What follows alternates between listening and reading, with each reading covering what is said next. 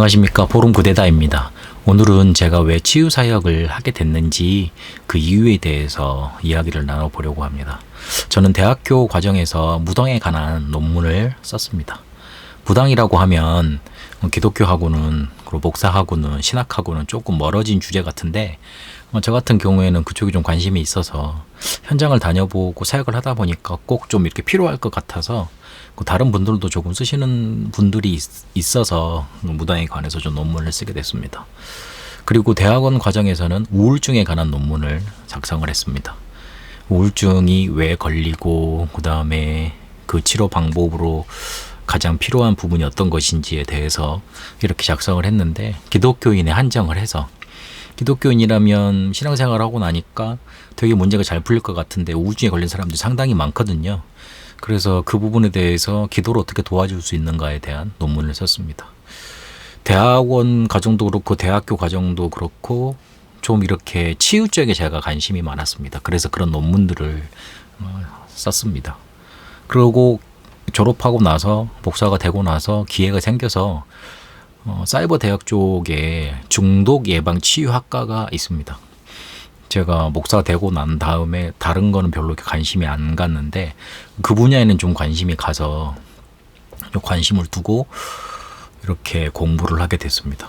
그러면서 쭉 이렇게 지내오다 보니, 사람들 만나다 보니까 치유 사역에 대해서 좀 관심을 많이 두게 됐고, 그리고 치유가 필요한 사람들과 이렇게 만나지게 됐습니다. 그래서 치유 사역을 관심을 두고 이렇게 쭉 공부도 하고 사람들과 만나서 사역도 했는데, 제가 그쪽 사람들과 많이 만나게 된 원인을 이렇게 살펴보니까 제 어린 시절하고 이렇게 이유가 많았습니다. 제일 첫 번째 이유는 아버지 때문이었던 것 같아요. 저희 아버지는 365일 중에 한 300일 정도 이렇게 술을 드시고 이렇게 사시는 분이었거든요. 술을 안 드실 때는 굉장히 조용한 분인데 술만 드시면 이렇게 폭력적으로 변하시는 분이었어요. 지금 생각해보면 알코올 중독과 주폭의 경계선 상에 있었던 사람 아닐까, 그렇게 생각이 됩니다. 지금은 술을 끊고 완전히 이렇게 그 술 전혀 이렇게 막 드시기도 싫다고 이렇게 그러시는 분인데, 하여튼 20-30년 전에는 그러셨어요. 그래서 저는 어릴 때 날마다 밤이 오는 게 무서웠어요. 되게 밤만 되면 아버지가 이렇게 우리를 괴롭히는 거, 어머니에게 폭력행하는 거, 그리고 집안에 모든 집기들이 이렇게 막 아작이 나고 바스락지고 집안에 이렇게 싸움이 나는 거, 하여튼 그게 싫었습니다. 근데 밤마다 그렇게 아버지의 주사가 이어지니까 그 두려움 때문에 매일 울기도 많이 울었고, 하여튼 무력하게 앉아서 당해야 되니까, 어릴 때 힘이 없으니까 당해야만 되잖아요.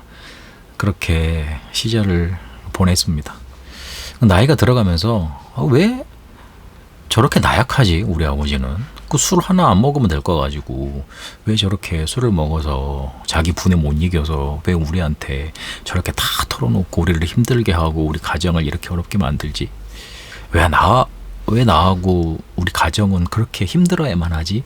그런 질문들을 많이 이렇게 하고 답을 찾게 되었습니다.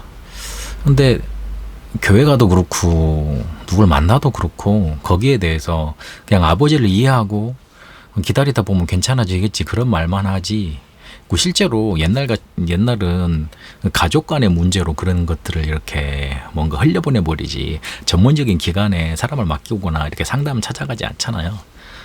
그래서 항상 질문만 있었지 답은 없었습니다. 그러다가 제가 교회를 다니면서 고등학교 때 이 복음이라는 것에 대해서 좀 정확히 알게 됐고, 거기에 대해서 이렇게 답을 찾고, 그리고 저희 아버지한테도 소개를 하고, 물론 교회 다니시는 분이었지만 소개를 하고 같이 기도하고, 그러다가 아버지가 이렇게 술을 끊게 되셨어요. 그건 다음에 또 한번 시간이 되면 이야기를 나누도록 하겠습니다. 어쨌든 저희 아버지 때문에 저는 좀 치유사역에 좀 관심이 많았습니다. 그리고 두 번째는 전도사 때 만난 사람들 때문이었습니다.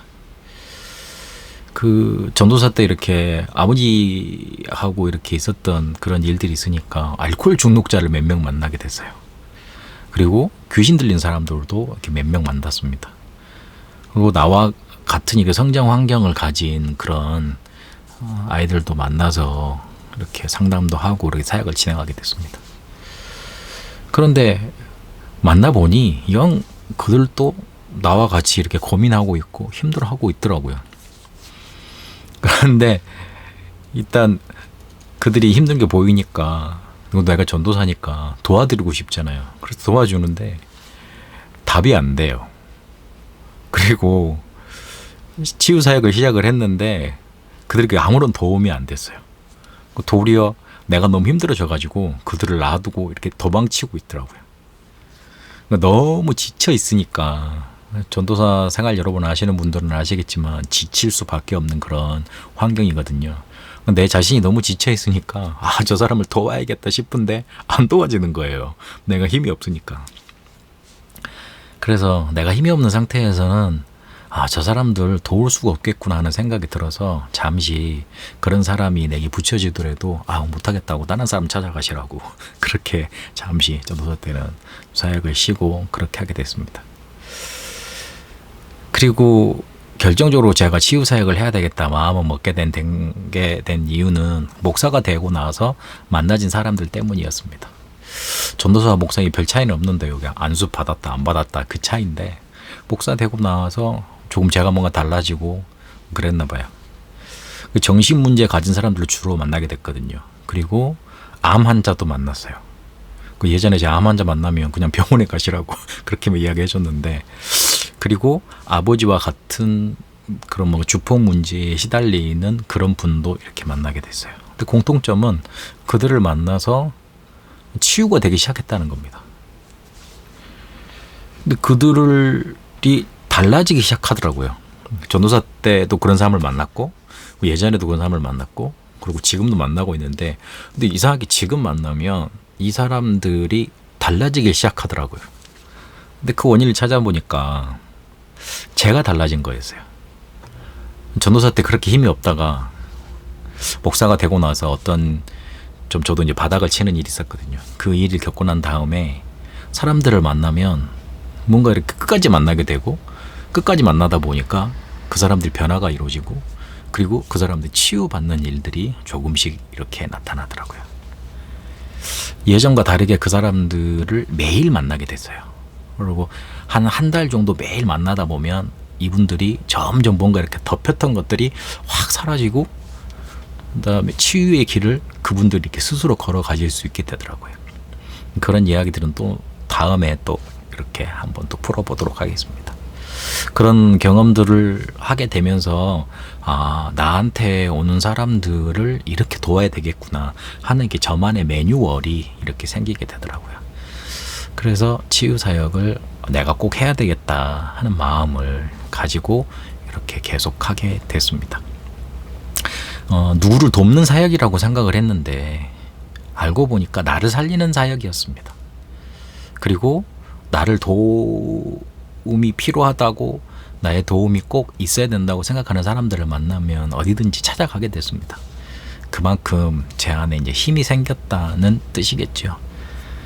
그래서 그 사람들이 홀로 설 수 있을 때까지 돕게 됐습니다.